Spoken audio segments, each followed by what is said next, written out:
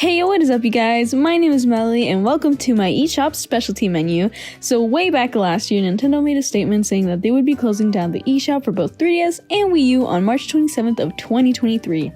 And well, that day is almost here, and we're less than a week away from it closing, and it's just really sad to see, and it's really devastating. We're growing old, man. So here on this video, I'm gonna be showing you some eShop specialties, which are just games that I really like, so that you guys can take a look at and possibly buy. And yeah. Alrighty, so the first game on our menu is Rhythm Heaven Megamix. Rhythm Heaven Megamix is a rhythm game developed and published by Nintendo and produced by Miku. It's the fourth game in the series, past titles being Rhythm Tengoku, Rhythm Heaven, and Rhythm Heaven Fever. Alright, so in this game, you'll be introduced to small groups of rhythm games, with each rhythm game having its own unique style of theme and gameplay. The randomness of these rhythm games is what makes the experience so new and fresh. One time, you'll be kicking and punching, and then the next time, you'll be tap dancing with some monkeys. It's weird, and I love it, man. All you gotta do is press certain buttons to the rhythm, and you're grooving, man. For those who are more of a screen tapper, you are also given the play mode of tapping to your screen instead of pressing the buttons. The game features around 100 plus rhythm games, most of them being from older titles, along with some new ones. Not only that, but it also has a story. So the past Rhythm Heaven games just take you to the rhythm action, whereas in this game, you have a story to play along with. So the story is about this bear dude called Tibby.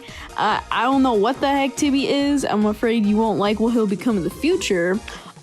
But Tibby falls down from his homeland, Heaven World, all the way to Earth World. And while Tibby roams around the forest, he meets the human, which is supposedly the player. And so after meeting, you and Tibby just set off on an adventure to get him back to Heaven World. So on this adventure, you'll be meeting new characters who seem to be stumped in the rhythm flow, and you help them get their flow back by playing rhythm games. The more you help others, the closer you'll get getting Tibbs back to Heaven World. It's a nice and cute story, but to be honest, it's a bit straightforward and simple. You'd still get the same amount of enjoyment without the story, because the rhythm games aren't really related to the story. Like, come on, what in the world does badminton have to do with Honey Bee Land? I don't think badminton has to do anything with Honey Bee Land, if I'm gonna be honest with you. But anyways, I would recommend Rhythm Heaven for basically anyone who's into wacky and silly games. It's simple, wacky, random, fun, right up my alley. So, just play Rhythm Heaven. I'm begging you, just play it. Believe me, it is a good game. You can purchase Rhythm Heaven for $29.99 in the eShop. I don't know why, but they made physical copies of the game everywhere except for North America and possibly Europe. I don't know why, but I'm just saying it's probably because of the clearance basket full of Rhythm Heavens back then, and now they're going for mad expensive now, so that's pretty infuriating. Yeah, I hate when Nintendo makes physical copies except in North America, screw you. But yeah, you can purchase the physical copy online if you have a different region 3DS or hacked it or something. I don't know what you guys be doing with the 3DSs these days, but I purchased mine with my unhacked 3DS, and I'm sticking to that. My 3DS it's bound to die, man. Also, we need a new Rhythm Heaven. I want a new game. The fan base wants a new game. Heck, even Tsunku, who's the producer, wants a game. Get the message, Nintendo. We want a new Rhythm Heaven, please! Now on to our next pick. We are switching to the polar opposite of Rhythm Heaven, which is Rhythm Thief and the Emperor's Treasure. Heard of this viral TikTok sound before? Yup. It's this game, just not cursed. When I first heard this, I was like, wait, is that Rhythm Thief? And I just get disappointed when I realize that it's just a TikTok meme. Nobody knows what Rhythm Thief is. Rhythm Thief and the Emperor's Treasure is a puzzle rhythm game developed by Sega and Xene and published by Sega. Along with this game comes its mobile counterpart, Rhythm Thief and the Paris Caper, but it is no longer an iOS store, sadly. Man, I wish I had it. I wish I had the chance to play it, but you know, I was too young and dumb. The game is about this boy named Raphael who is secretly the infamous art thief Phantom R. So Phantom R and his dog companion Fondue roam around Paris stealing works of art and returning them days later. He also looks for clues in hopes of finding his father who abandoned him as a child. In the beginning, Phantom R is searching for clues on about his father and steals a bracelet from the lure, which had the same symbol as the coin that his father gave to him. He later meets a girl named Marie who is playing her violin, and he spots the same exact symbol on her violin. This guy going by the name of Napoleon barges in wanting this dragon crown, and you know, the rest of the story goes on. I don't want to spoil, but I absolutely love this story because it's not something you would get out of most rhythm games. Unlike the rest, Rhythm Thief managed to make a complex story that correlates with the rhythm games. For example, why is Phantom R in a museum? Like, for one of the rhythm games. Why is he in the museum? Well, duh! The story says that he went to the lure to get a bracelet. Like, you know what I'm saying? Like, you get the concept? This is by far one of the best rhythm game stories that I've read, and it's wonderful. But also, no spoilers, I actually bought it last year and haven't finished it yet. I'm near the end of the game currently, and I'm not ready to end. I'm not ready to finish the game, you know? And this was one of my most recent purchases. As you play along with the story, you run around town as Phantom R and find clues and sounds along your way. There are puzzles here and there, but the main game takeaway is, of course, well, the rhythm games. As I said earlier, most of the rhythm games relate to the story, except for Paul, who makes you do this random rhythm game, which is definitely not a reference to Samba de Amigo. You know, this is why I love Sega. They always find a way to reference their games onto other games. Like, they just made a whole level for Samba de Amigo. Like, isn't that awesome, man? Okay, back on topic, but, the rhythm games in Rhythm Thief are much, much harder than Rhythm Heaven, and they are more complex. Every rhythm game requires different game combinations. Some require you to use the gamepad or both gamepads, even L and R buttons too. Some are tapping and sliding touchpad games, and some are even motion controlled. Yeah, they definitely took advantage of the 3DS's layout. I think the motion rhythm games and the quick tempo change ones are the hardest. Those are the ones that I struggled on the most. Also, are you seeing the absurd amount of difficulty stars on this? This is literally Sega saying, we are not playing around. It's actually terrifying how they have like a bunch of stars just to show you this is hard. And to be honest, the rhythm games aren't that hard. It's the grading system, really. One miss, and you go from rank A all the way to rank B. 3 misses, you're disappointing. You're going to D rank. And you know, I think they're way too harsh on the ranking. It's absurd, and you know, it just makes me panic when I miss at the end. You're literally, it's over if you miss at the end, man. The rhythm games are great. Some of the tunes are catchy, and I love how they separate the game into 3 sections to fit in some dialogue. It's pretty cool. And there might be some rhythm game repeats, but everything else makes up for those. And you know, it's just really fun. It's one of my favorite rhythm games, and I think that it's a hidden gem that not many remember today. Okie dokie, I've spoken a lot about Rhythm Thief. You can purchase Rhythm Thief for $19.99 on the eShop, and I think it's definitely worth the price. I added this to my menu because of the same reasoning as Rhythm Heaven, but actually, you know what? They do have a North American copy. Just with the purchase of $399, you can get yourself Rhythm Thief. And you know, I hate you so much, Sega. I don't want a digital copy. Gosh darn it. Enough. Because now we're gonna be talking about the queen herself, Hatsune Miku. Hatsune Miku Project Mirai DX is a rhythm game developed and published by Sega. See a pattern? I'm telling ya, Sega be making the good rhythm games. Don't get me started. Rhythm Heaven made from Nintendo? I don't think so. Well, I mean, it's just the arcade machine for Rhythm Tengoku, but you know, Sega still poked their nose in. I think Sega does really good with rhythm games, and you know, You go, girl. Keep making rhythm games. Speaking of rhythm games, somebody go coming to Switch. I was so happy. I'm so excited. Okay. Enough. Somebody Miku. He belongs to the Wii era, not 3DS. Okay. So Hatsune Miku Project Mirai Deluxe or DX takes place in Mirai Town. This is the town where Miku and her Vocaloid friends live within the game. In the beginning, you get to choose a partner, and them being one of the mainstream Vocaloids featured in the game, which those are being Miku, Rin, Len, Luca, Meiko, and Kaito. From there, you can spectate on your partner, seeing them interact with furniture and doing silly things. You can even interact with them by giving them food, allowance, playing Miku Versi, and even talking to them directly. Hey, they have Puyo Puyo!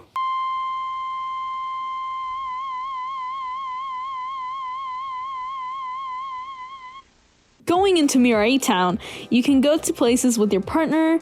You can go to the Mirai Mall to buy snacks, furniture, and outfits. You can go to the dance studio and create custom dances to your favorite songs. There's the AR studio where you can use AR cards to bring your favorite performances to life. I'll explain later. And there's real estate to change your apartment style. And there's the Mirai Theater. So the Mirai Theater is where the core rhythm game action is at. It's actually not much. It's pretty easy. You just press to the rhythm when the circle lands on the button note things. There's two play modes, button mode and tap mode. I find button mode better, but some may disagree. To me, I think the greatest takeaway is the song list. They have a very good song list for the game, having really good Vocaloid songs like Sinbon Sakura, Hello Mr. Earthling, Agia Agia Again, Clover Club, and man, you know what, baby. They even got Gumi in the game. So Gumi, not the bird, made an appearance in the game, appearing in 2 songs, Matryoshka and 1-2 Fan Club. She also greets you in the lobby too. Pretty cool. You can change the characters and their outfits for the music videos, and you can even change the vocalist if possible. Like, I cannot bear Watashi no Jikan. If it's not Len singing it, I don't want it. I overall love the music selection. For this being my first introduction to Vocaloid, this is great. I love it so much. This is a great game for people who want to get into Vocaloid, and this would definitely be my pick. You can purchase Hatsune Miku Project Mirai DX for $19.99. I added it here for the same reasoning as the others. Sega, what is wrong with you? You know what makes this more infuriating? It's that I had the physical copy of the game. I had it, and I lost it. I lost some of the AR cards, and I left the card freelance, like the game card. It definitely gotten thrown away by my parents or something. And it devastates me. It devastates me to this day. I used to have that game, and now it's twice its price. It's so annoying. I was very young and dumb back then. You know, I didn't know what taking care of your games was, apparently. Like, come on, it was 2015. Cut some slack on me. Oh my gosh. Hey, Hatsune Miku might be $80 now, but at least it's not Rhythm Thief. At least it's not $399. Our next pick is a once in a blue moon game, which is Harmoknight. So Harmoknight is a rhythm game platformer developed by Crazy, this is why I'm saying once in a blue moon, Game Freak, and published by Nintendo. Now Harmoknight has its own charm to it, you see?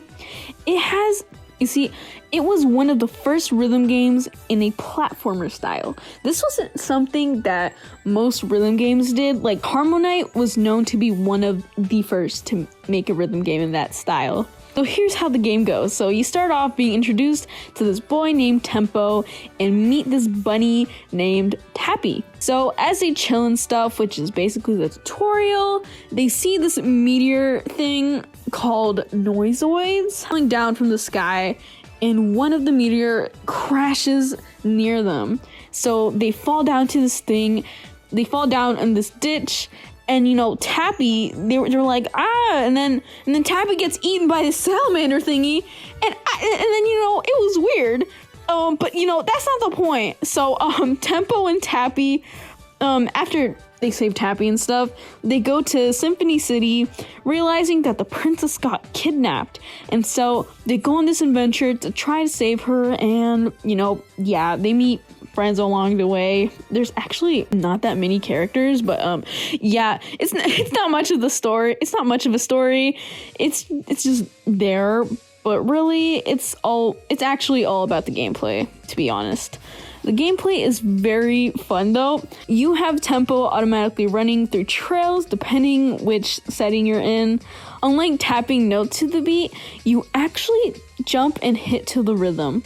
Tempo actually collects the notes, but you have to lead him to them. The boss levels are different. You have to remember certain rhythm patterns, and after listening to them once, you have to repeat them. Like, it's like, okay, copy this. Stop. Okay, your turn. And you know, that's how it is. From these levels, depending on how many notes you get, you are graded in 3 ways. So, good, and great. No combos, and all that garbage, you know, just notes. So this is complete opposite of Rhythm Thief. They're very easy on you on this one. Levels you get greats on, you can try again in a faster pace, and if you get greats on those, you can get a piece of development art, which is really cute. They really did well with the art and the music, and it just captures that fun cartoon feel to it. It's short-lived, but it's a pretty good game. You can purchase Harmoknight for $14.99, pretty cheap. Definitely worth it again. Now for this, I added this to the eShop because it's a Nintendo exclusive. It literally says it on there. Who knows when Harmoknight will rise to the light of day. I can tell that Game Freak had some fun with experimenting this game, and they should, for once, hold on to Pokemon games. Take a break and just go back to trying new things, you know? I think they have potential. Harmoknight has so much potential, and they can do so much with it. So I'm expecting a new Harmoknight, new and improved. It has some flaws to it. I need to do a take video on Harmoknight. I have some stuff to say. All right. If you watched any of my other videos, you know that I always use this song for my intros.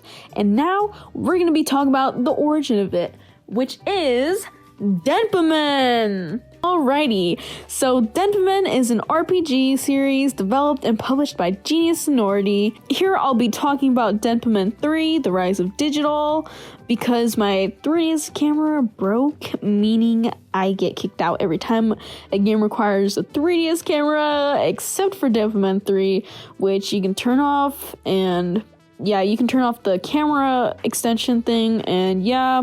So DENPA is my favorite series when I was a child. I might have not owned the game, and I was a demo kid back then. Don't make fun of me, I was a demo kid, man. But that didn't stop me from getting immersed into the world of DENPA. DENPA is an RPG game that begins off with you being able to see these little guys called DENPA. The DENPA are these radio wave fellas who, well, live within radio waves, and you know, humans can't see radio waves, so that means we can't see the DENPA except by using the 3DS camera. Once you meet the hero of the game through your 3DS camera or whatever, which is randomly picked, you're off to an adventure to find your childhood friend Crystal. So your hero just is like, man, I need to find my childhood friend Crystal. Like, what happened to her? Because, you know, she went missing and stuff. I don't remember much of the story since I started like 2 years ago. But basically on this adventure, you explore the world with your party of DENPA. You can find DENPA at the antenna tower. This is where your camera is needed, using the camera to catch DENPA. So if your camera's broken like mine, the first and second game won't boot up and will be unplayable. Depending where you are, you can find different types of DENPA. They like crowded spaces, so that's where you would most likely find lots of them. Each DENPA has their own features, different aspects of how they look, give them their own advantages and disadvantages when combating. Their main sellout is their antennas, which give them a special ability depending on what type of antenna they have. Some don't have them, but those Denpa men tend to perform better on HP and attack. So it's like half-half, you know, different advantages and disadvantages, as I said earlier. I want to say antennae, but it's not. It's antennas. Antenna, I don't know. Onto the actual adventure, you go out to explore the outer parts of the world along with some dungeons.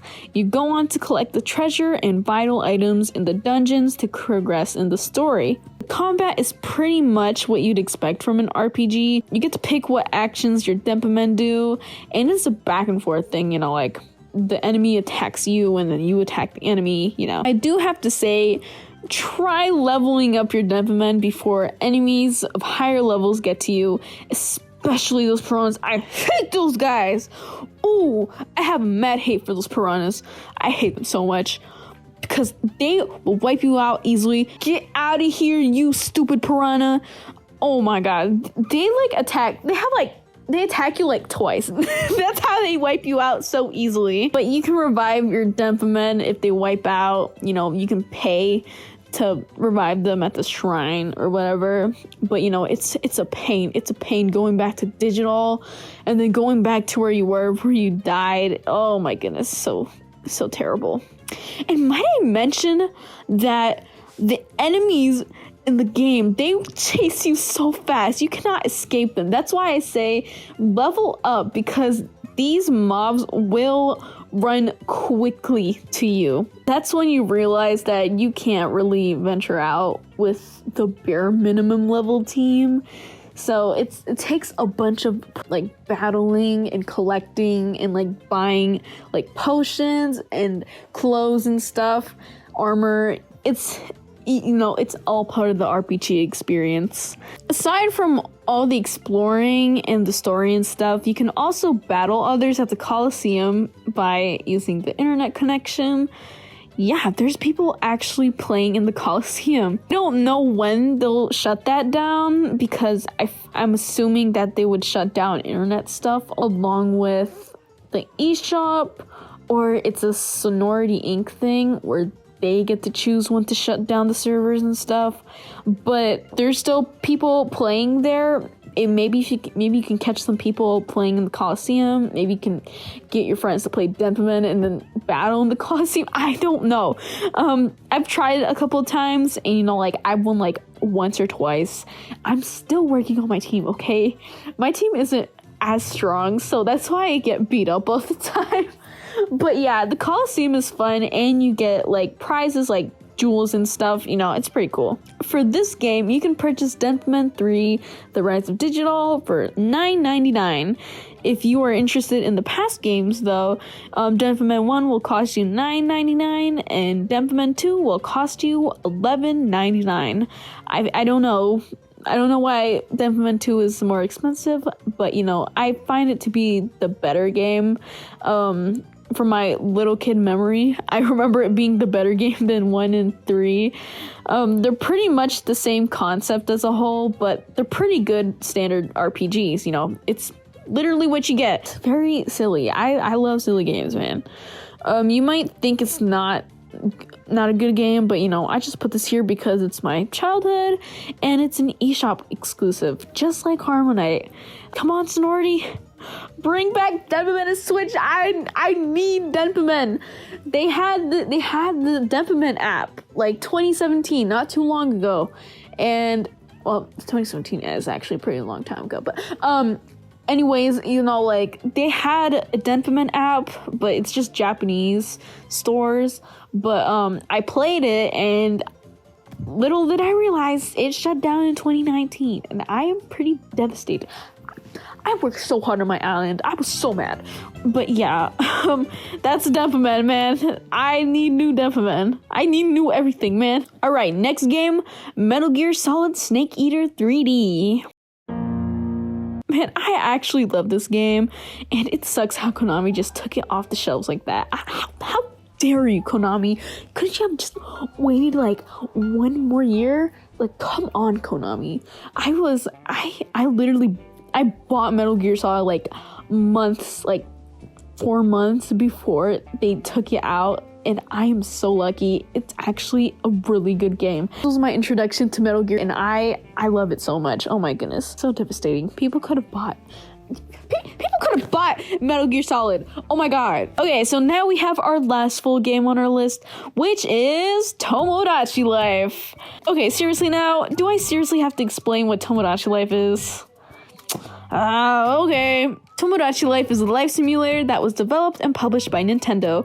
In this game, you can create your own Miis and visit them in their daily lives. You can purchase them lots of cool outfits, accessories, and items and see how your Miis react to them. You can also see how your Miis react with each other and make friendships, and who knows, maybe it'll spread to a relationship. Maybe you're gonna get the baby. Maybe you're gonna get married. You know, it's pretty, it goes that far, man. I absolutely love Tomodachi Life. It's a game beloved by everyone, believe me. I played the demo when I was younger, and I got it a few years ago, and you know, I had a blast with this game. I think everybody should play Tomodachi Life. It's a wonderful game. Anyways, you can purchase Tomodachi Life for $19.99, and you know, it's a masterpiece made by Nintendo. I love the Miis. I love every Mii game. I have Miitopia. It's awesome. If they don't make Tomodachi Life 2, I'm not playing it. Actually, I would still play it. So yeah, there is a physical copy of this, but it's a bit pricey. But you know, not as pricey as Rhythm Thief and Hatsune Miku. It's like around 40 bucks, depending on what condition you buy it or where you get it. It's kind of like the price of a Switch game nowadays. I got mine digitally because my cousin said that they would buy it for me, and you know, I could not pass up Tomodachi Life. Who says no to Tomodachi Life? You must be a monster. That's gonna wrap that up for Tomodachi Life, and actually all the full games. Anyways, that covers my eShop specialty menu. I hope you found a game that is interesting that I've talked about on here. You know, if you're at the end of this video, thank you so much for watching. You don't know how much I've been through trying to make this video. I've been going insane, but thank you so much. Again, thank you so much for watching my eShop specialty menu. I'll probably post some updates here and there on this matter, and I will definitely post more Nintendo stuff in the future. And you know, yeah, that's just gonna be it for this video. And yeah, I'll see you guys in the next video. Bye bye.